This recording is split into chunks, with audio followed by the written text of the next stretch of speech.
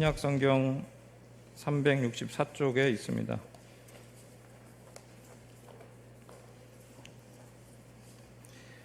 한 절이니까요. 합독하도록 하겠습니다. 같이 읽겠습니다. 시작.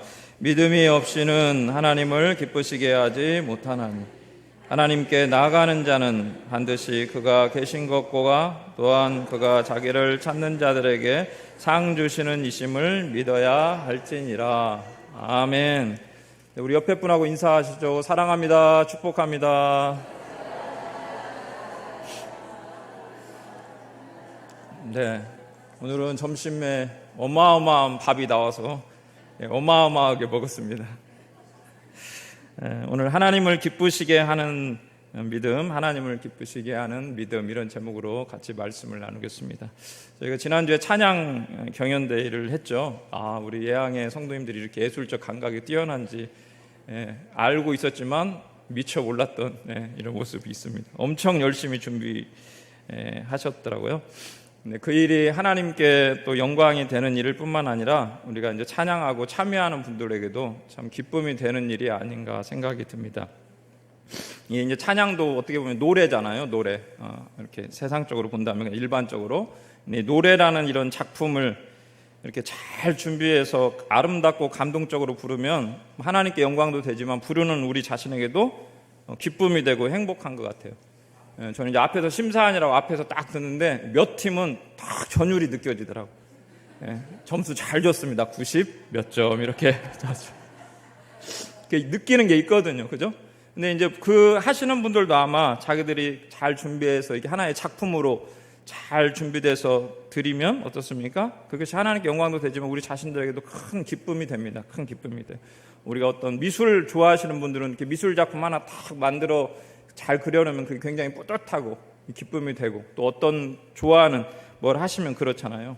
근데 하나님도 비슷한 마음이실 것 같아요. 여러분, 하나님 이 세상을 우리가 잘 아는 것처럼 창조하셨습니다.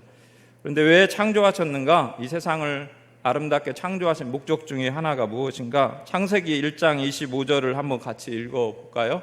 시작. 하나님이 땅의 짐승을 그 종류대로, 가축을 그 종류대로, 땅에 기는 모든 것을 그 종류대로 만드시니 하나님 보시기에 좋았더라. 아멘.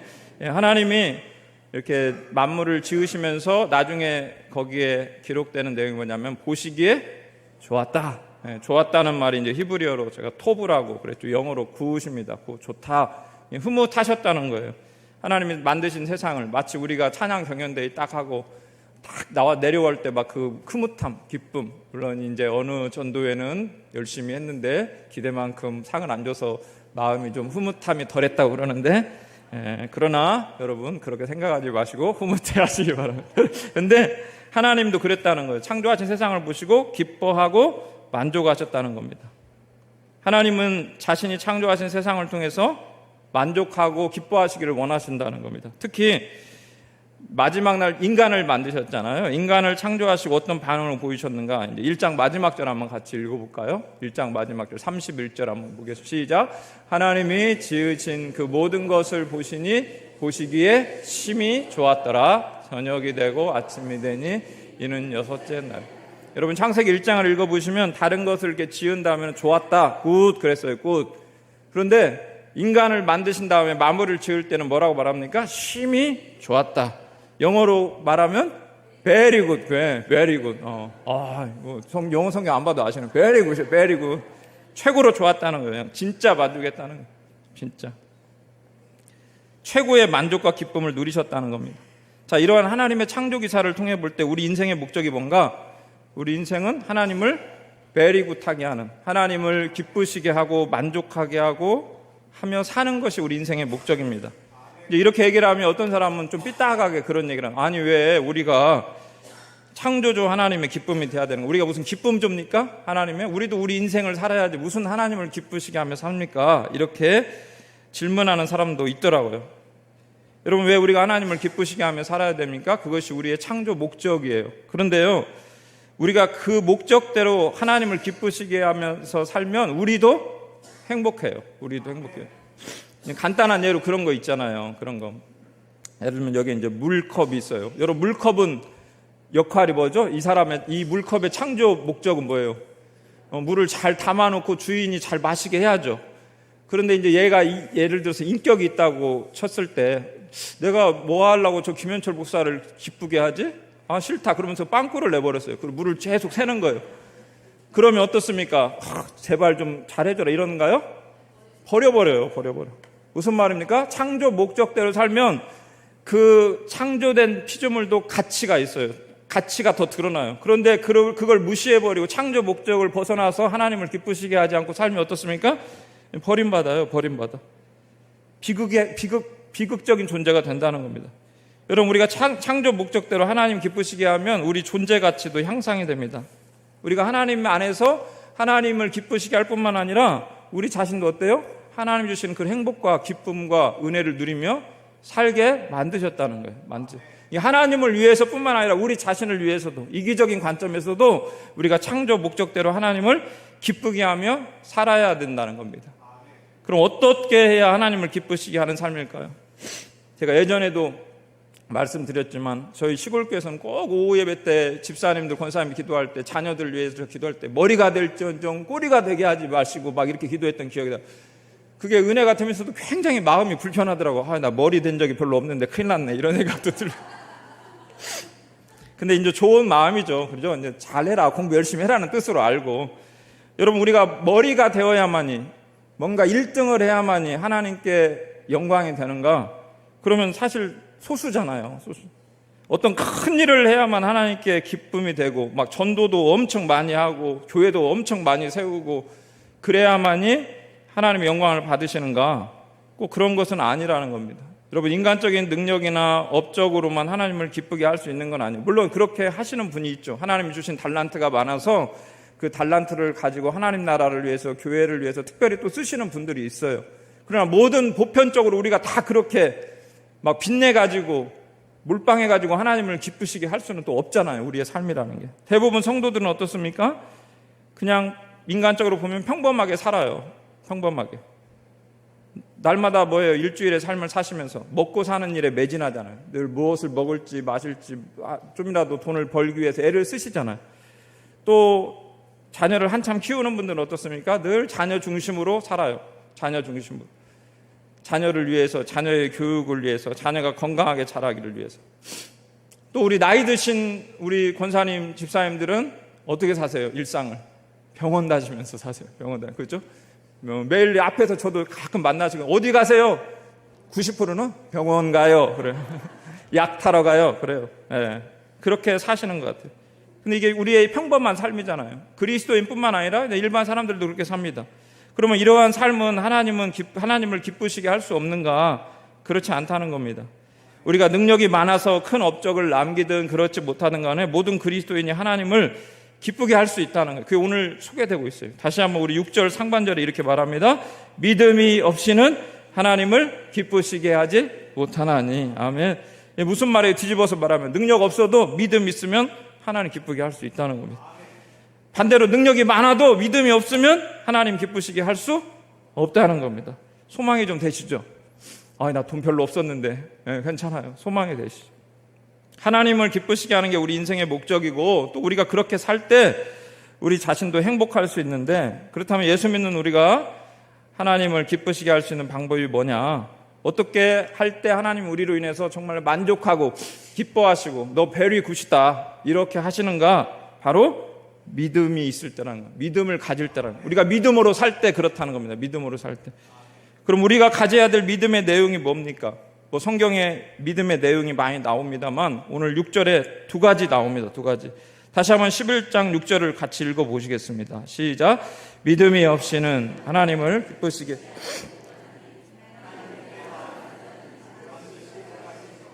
또한 그가 자기를 찾는 자들에게 상 주시는 이심을 믿어야 할지니라. 아멘. 우리가 가져야 될 믿음, 우리가 하나님을 기쁘시게 할 수 있는 믿음 다양하게 설명할 수 있지만 오늘 본문이 두 개 설명합니다. 하나는 하나님이 계시다는 믿음을 갖고 사는 겁니다. 우리가 하나님이 계시다, 하나님 살아계신다, 이 믿음을 갖고 살면 하나님은 우리를 보고 그 믿음을 보시고 기뻐하신다는 겁니다. 기뻐하신다는. 여러분, 하나님 살아계시다는 사실을 믿으십니까? 네, 믿으시죠. 당연히 믿으실 겁니다. 그런데 이 세상 살아가는 사람들이요, 이 사실을 믿지 않습니다. 제가 예전에 어떤 분을 만나서 전도를 하는데 그분이 그러시더라고요. 자기 귀신은 믿겠대. 귀신은 있는 것 같대. 틀림없이 있는 것 같대, 귀신은. 근데 하나님은 잘 모르겠대. 제가 물어봤어요. 귀신이 보이냐? 안 보인대. 그럼 하나님 보이냐? 안 보인대. 그러면 공정하게 믿어라. 하나님 믿을 거면, 아니 귀신 믿으면 너 귀신 믿는다며, 그런 좋은 믿음이 있는데 그래서 하나님도 믿어라 그러면. 그러니까 그런 거 같다고 하고 이렇게 돌아갔던 기억이 납니다. 예, 여러분 그렇잖아요. 그게 공정한 거잖아요. 왜 귀신만 믿어? 하나님도 믿어야. 둘 다 어차피 눈에 안 보이는데 귀신보다 크신 하나님 믿는 게 더 낫잖아요. 근데 여러분, 예수 믿는 우리도 신앙생활 하다가 때로는 이런 하나님의 살아계심을 의심이 될 때가 있어요. 뭔가 하나님 정말 살아계신가? 이럴 때도 있어요. 어떨 때 그렇죠? 우리 삶에 고난이 있고 어려움이 올 때 그렇습니다. 자신의 상황과 형편이 잘 풀리면 막 하나님 살아계신 것 같아요. 역시 내 기도에 응답하시는 하나님, 막 힘이 나요.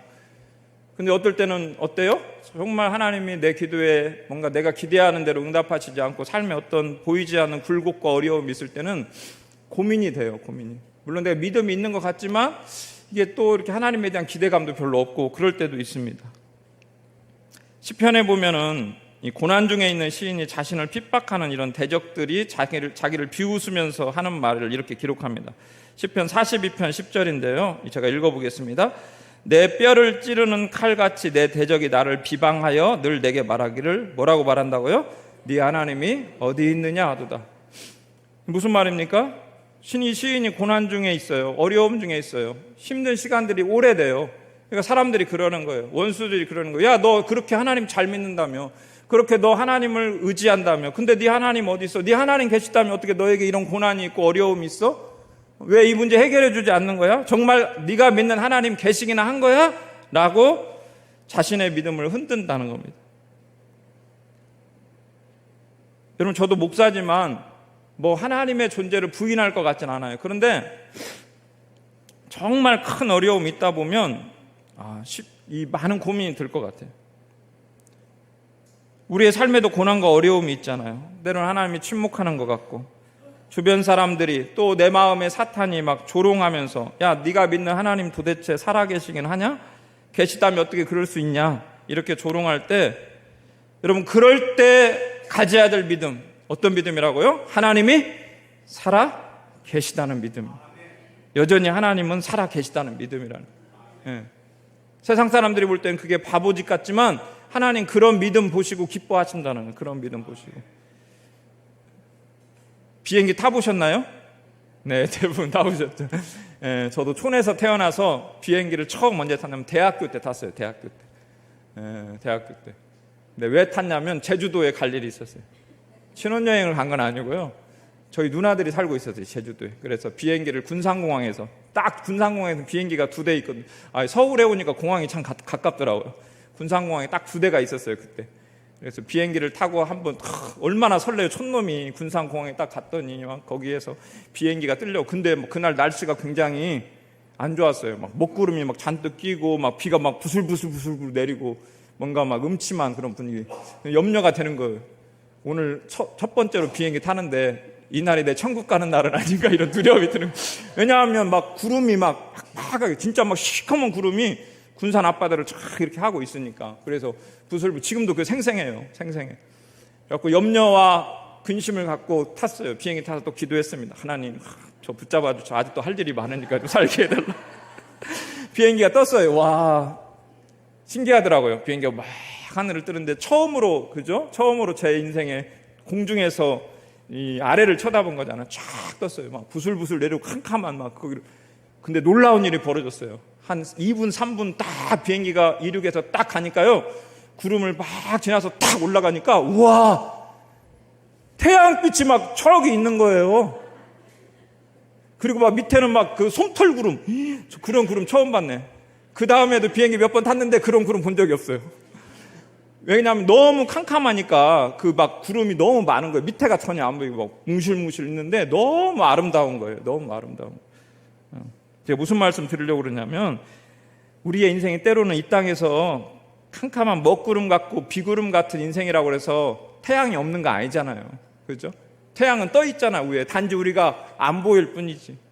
근데 하나님도 때로는 우리의 인생 속에 내 삶에 뭔가 내가 원하는 대로 원하는 타이밍에 역사하지 않을 그럴 때도 있는 것 같아요. 우리에게 인내를 요구하실 때도 있는 것 같아요. 오늘 아까 시인처럼 내 뼈를 찌르는 칼같이 내 제적이 나를 비방해서 네 하나님 어딨어? 라고 하는 어떤 그런 마음의 생각들이 들 때도 있다는 거예요. 그런데 그럴 때 하나님이 우리에게 기대하시는 믿음은 뭐라고요? 하나님은 살아계신다는 믿음이라는, 하나님 살아계신다는 믿음.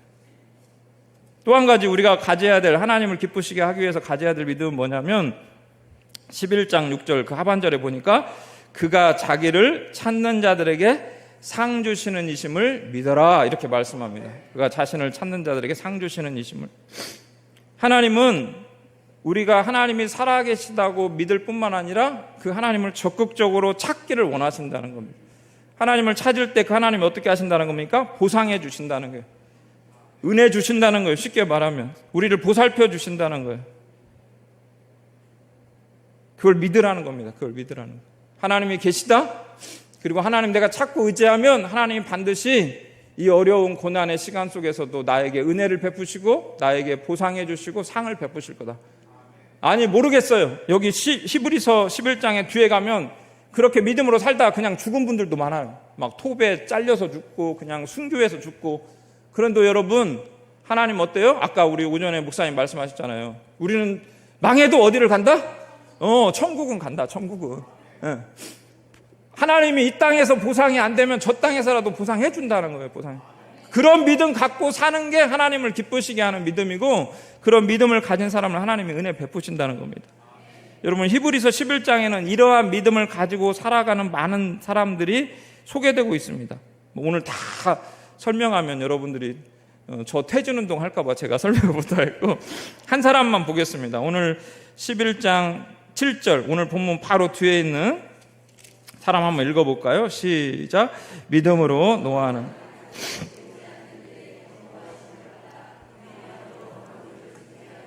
그 집을 구원하였으니 이로 말미암아 세상을 정죄하고 믿음을 따르는 의의 상속자가 되었느니라. 아멘. 여러분 노아도 어떻게 살았어요? 하나님이 계시다. 그리고 하나님이 자기를 찾는 자들에게 상 주신다 하는 사실을 믿고 살았어요. 그러한 믿음의 삶의 모습이 뭐였어요? 120년 동안 햇빛 쨍쨍이 뜨는데 방주를 만드는 거였어요. 그럼 이게 쉬운 일이 아니었겠죠. 생각해 보세요. 하나님이 야, 너 방주를 만들어. 내가 홍수 심판할 거야. 120년 동안 있다가 심판할 거야. 그러면 이제 방주를 뭐 1년 안에 못 만드니까 뭐 소나무 찍고 뭐 역청 날르고 해가지고 조금씩 만들었을 거 아니에요. 계속 큰 방주를 뭐 잠실 운동장만한 방주를 만들려면 혼자 또 가족들이 산 위에다 놓고 그럼 사람들이 지나가면서 물어볼 거 아니에요. 어이 노아 뭐 하고 있어? 그러면 방주 만들고 있어. 뭐하러 거기다 방주를 만들어? 바다도 아닌데. 그러면 하나님이 뭐 여차여차 이랬고 그러면 사람들이 뭐라고 그럴까요? 아유 그렇구나 이해한다. 너 정말 믿음이 좋다. 나 비 내리면 소나기 내리면 바로 쫓아올게. 이러면 뭔가 소망이라도 되는데 어떻게 한 거예요 다들? 다 비웃었겠죠. 아유 저 정신이 좀 제정신이 아닌 것 같아. 뭐 이런 생각도 했을 것 같아요. 근데 여러분 얼마나 이 예를 들어서 그 사람이요 뭔가 좀 자신감이 있으려면 그래도 좀 내 세력이 좀 있어야 자신감이 생기더라고요. 그렇죠? 예를 들어서 제가 설교를 하는데 한 10명이라도 아멘을 해주셔야 제가 막 설교할 마음에도 아직 다들 여러분 그렇습니까? 그랬더니 지금 아멘 하는 게 아니고 그랬는데 제가 막 여러분 그렇지 않습니까? 그런데 다들 왜 안 끝나는 거예요? 이러고 있으면 어때요? 기가 죽잖아요. 근데 지금 노아에게는 자기 편이 별로 없어요. 자기 편이 별로 다 지나가는 사람들이 손가락질하고 자기들끼리 술 한잔 마시면서 노아 흉보고 있고 그 세월을 120년 동안 지낸 거예요. 묵묵히 나무 만들고 대패질하고 역청 바르면서. 여러분 어떻게 그게 가능했어요? 그의 마음에 그런 믿음이 있었던 거예요. 하나님 살아계신다. 그리고 내가 하나님을 찾고 하나님 의지하고 하나님께 순종하면 하나님 반드시 내 인생 보상해 주신다는 믿음이 있었어요. 그래서 결국 어떻게 됐습니까? 홍수 심판 가운데 구원을 받고 믿음의 조상으로 우뚝 서는 그런 복을 누렸잖아요. 우리가 하나님을 믿는 세상도 이 세상도, 우리가 살아가는 세상도 노아의 세상과 흡사합니다. 많은 사람이 하나님의 존재를 믿지도 않고 천국 소망을 가지고 살아가는 우리를 비웃는 세상입니다. 전도하기도 쉽지 않잖아요. 옛날에는 십자가만 꽂아줘도 막 우르르 왔다는데 지금은 십자가는커녕 카페를 만들어놔도 안 오는 그런 세상이 돼버렸습니다. 내가 예수를 믿고 산다는 것, 직장에서, 내 일상의 삶에서 내가 그리스도인으로 예수를 믿고 산다는 것, 때로는 고독하고 외로울 때도 있습니다. 혹시 여기 이제 가족 중에 혼자 예수 믿은 분이 있는지 모르겠어요. 우리 목사님도 처음에 혼자 이렇게 믿고 그러셨다고 그러는데, 근데 여러분, 예수 믿는 분들이 자기 혼자 믿는 분일 경우에 어떤 가족 모임, 명절이라든가 먼 날에 이렇게 가족 모임에 가면 어떻습니까? 그런 고독함, 그 외로움을 더 경험하잖아요. 그죠? 다 엎드려 제사 절하는 때 혼자 너 뭐요? 너 잘났어? 너 뭐 하는 거야? 막 이런 소리 들으면 어떻습니까? 좀 마음이 안 좋잖아요. 하지만 그럼에도 불구하고 우리가 가져야 될 믿음은 뭐다고요? 하나님 계시다. 하나님 자기 찾는 자들에게 상 주시고 은혜 주신다는 믿음이라는 겁니다. 히브리서 11장에 나오는 많은 믿음의 사람들이 여러분 그렇게 살았어요. 그렇게 집에 가서 시간 되실 때 한번 쭉 읽어보세요. 믿음의 삶을 살았던 그들의 모습. 제가 이제 하나 이야기만 하고 마치겠습니다. 지금 이제 대학 시절 때 이제 도왔던 이렇게 자매님 중에, 형제 자매들 중에 이제 이렇게 자매님이 한 분 있었어요. 이제 지방대에서 제가 이제 다니고 또 도왔는데 서울에서 내려온 자매였어요. 그 당시에는 서울에서 자매가 내려왔다 이러면 기대감이 되잖아요. 근데 그 자매는 서울에서도 이 좀 뭐라 그럴까, 멋있게 입고 다녔던 자매예요. 저희는 선교 단체는 딱 오면 대충 이렇게 촌스러운 사람들이 이렇게 보통 있잖아요. 다 비슷비슷한. 근데 그 자매는 예수를 안 믿을 것 같은 옷을 입고 오신 거예요. 의상학과 자매였어요. 의상학과. 가장 패셔너블한, 아주 막 이렇게 이 옷을 입은 게 보통 사람, 서울 사람 같구나. 서울 사람에서도 귀티 나는. 근데 집안이 실제적으로 좀 사업도 하고 그런 자매였더라고요. 큰 따님이었는데. 근데 이제 그 자매가 이제 어떻게 저기 와서 예수를 믿고 성경 공부를 하면서 은혜를 받은 거예요. 예수 믿는 거에 대해서. 교회는 다니겠지만 약간 날라리로 다니다가 대학교 와서 예수님 새롭게 인격적으로 만나서 확 믿은 거예요. 자, 그러니까 문제는 뭐냐면 그 의상학과 친구들이나 교수님들이 약간 이상하게 본 거예요. 너 뭐 하는 짓이냐 지금. 친구들도 다 이상하게 본 거예요. 지금 어울리지 않다는 거예요. 너는 우리와 같이 세속적으로 이렇게 놀아야 뭔가 어울리는 존재인데 거기 가서 혼자 그 바보짓 하는 것 같고 그래서 막 힘들었대요. 근데 나중에 그 자매가 간증을 하더라고요. 여름 수련회 갔는데 정말 말씀을 통해서 은혜를 받은 거예요. 그러면서 그 자매가 그랬대요. 기도하면서 하나님 제가 맞죠? 제가 옳았죠? 막 하면서 기도했다고 그래요. 지금은 저기 성결교회, 저기 도봉구 쪽에 성결교회 장로님, 사모님으로, 권사님으로 열심히 잘 섬기고 있더라고요. 섬기고 있어요. 여러분 그런 것 같아요. 우리가 믿음으로 산다는 거. 믿음으로 산다는 거, 하나님 계시지, 하나님 찾으면 상 주시지, 이것은 그냥 이론적인 게 아니고 우리의 삶에, 이 세상 속에서 어떻게 사는 겁니까? 사실은 전투적인 삶이에요. 내가 하나님 붙잡고 그 하나님을 바라보고 의지하고 사는 삶은 때로는 뭡니까? 이 세상 속에서 다르게 사는 삶이기 때문에 힘들고 고단하고 고독하고 외로울 수 있는 삶이에요. 사실 그렇게 살다가 일주일에 한 번 여기 와서 아직도 하나님이 계시다고 믿는 나처럼 약간 또라이 같은 약간 좀 이상한 사람들이 여기 있구나 하면서 서로 격려를 받는 거잖아요. 저희가 또라이다는 얘기가 아니고. 그래서 교회 예배가 중요한 거잖아요. 와서 같이 예배 드리면서 그래 믿음으로 살아야 돼. 그래 하나님이 계셔. 하나님을 찾으면 그런 사람들에게 하나님이 상 주심을 믿는 이런 사람들이 여기 같이 있어. 이렇게 격려를 받는 거예요. 세상에 살다가 지치다가 다시 와서. 사랑하는 성도 여러분, 하나님은요 우리가 하나님을 기쁘시게 하는 삶을 살기를 원하십니다.